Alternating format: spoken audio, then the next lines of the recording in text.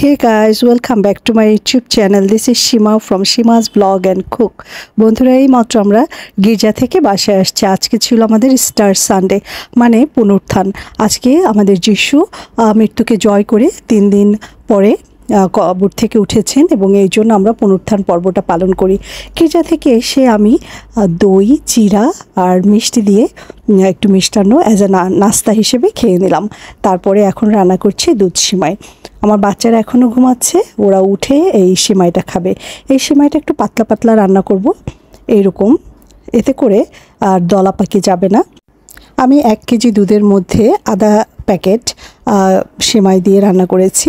আর বাসায় দই, মিষ্টি, রসমালাই, চিরা এগুলো তো আছেই। এগুলো দিয়ে মোটামুটি আজকে নাস্তার কাজটা চলে যাবে।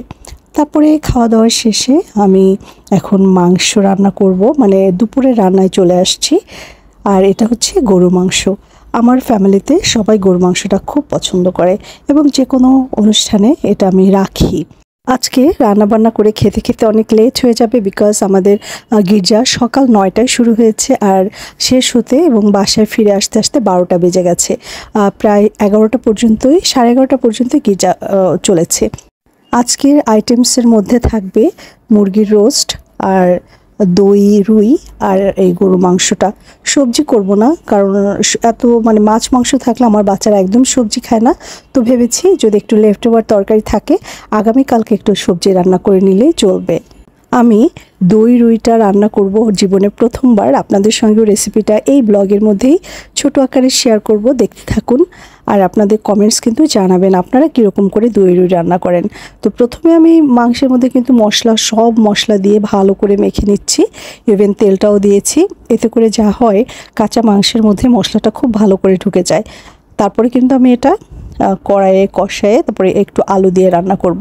তো যাই হোক, আমার মাংসটা কিন্তু পাশের চুলোতে হচ্ছে। আর এবার আমি তাওয়াটা অনেক গরম করে এর মধ্যে তেল দিয়ে আমি মাছগুলো ভেজে নিচ্ছি দই রুইয়ের জন্য।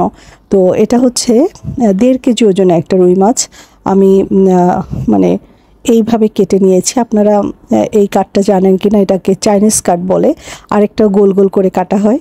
তো আমার কাছে মনে হলো এইভাবে কাটলেই একটু ভালো লাগবে, একটু ডিফারেন্ট হবে। তো আমি মোটামুটি সব মাছগুলো ভালো করে ভেজে এবার একটু বাদাম নিয়েছি। এই বাদাম এবং বেশ বড় সাইজের 4টা পেঁয়াজ কুচি করে ওটা আমি ব্লেন্ড করে নেব। আর এদিকে একটা বাটির মধ্যে একটু টক দই আর 2 চামচ চিনি দিয়েছি, দিয়ে ভালো করে ফেটে নিয়েছি।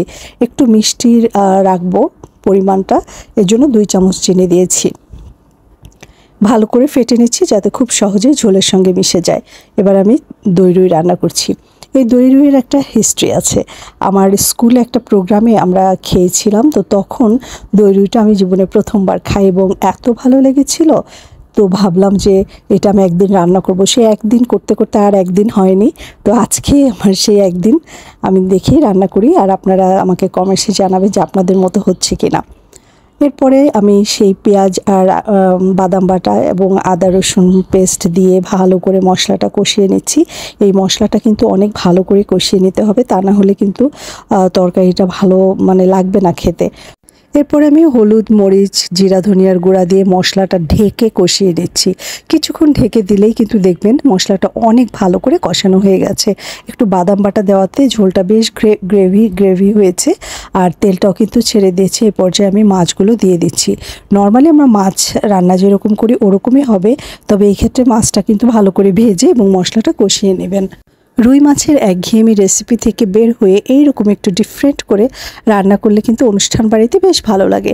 তারপরে দিয়ে দিলাম 1 বাটি দুধ এবং মাছ ভেজেছিলাম সেই ফ্রাই প্যানটা ধুয়ে একটু পানি এবং সেই টক দই যেটা ফেটে রেখেছিলাম। ব্যাস সব কিছু মিলিয়ে একটু নাড়াচাড়া করে নিচ্ছি।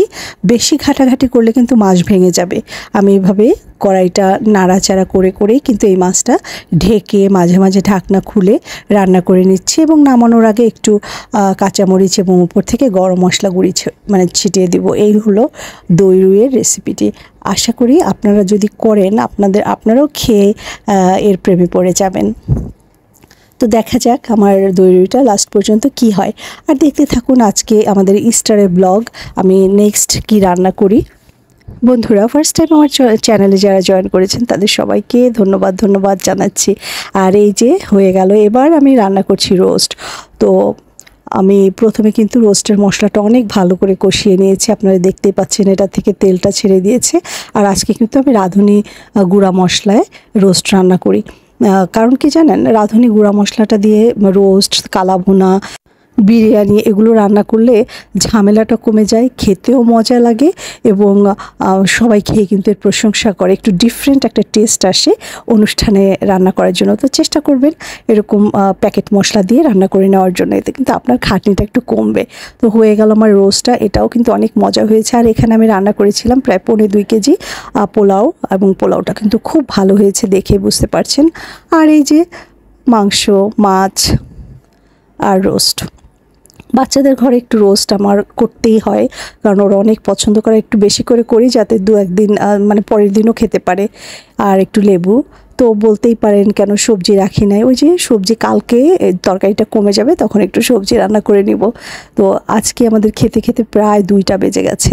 তারপরে আমি বলবো অনেক তাড়াতাড়ি, কারণ 12টায় রান্না শুরু করেছি, সোয়া 2টা বাজে। তো ইটস ভেরি কুইক বলা যায়। আর এখন আমি আমার প্লেটটা সাজিয়ে নিচ্ছি দুপুরে খাওয়ার জন্য। অলরেডি আমার বাচ্চাদেরকে দিয়ে দিয়েছি। তো একটু ভাত নিলাম এবং রোস্ট থেকে আমি লেগ পিসটা নিয়ে নিচ্ছি। আমার ভালোই লাগে লেগ পিসটা খেতে। আর আজকে একদম টেবিলের উপরেই সব থাকবে, ওদেরকে বলেছি যার যখন মনে লাগবে নিবা আর খাবা। তো মাছটাও নিয়ে নিলাম, একটু বিফ নিয়ে নিলাম। আমার কিন্তু বিফের কারিটা আলু দিয়ে খেতে অনেক ভালো লাগে। সব কিছু মিলিয়ে আজকে মানে আমার দিনটা অনেক ভালো গেছে।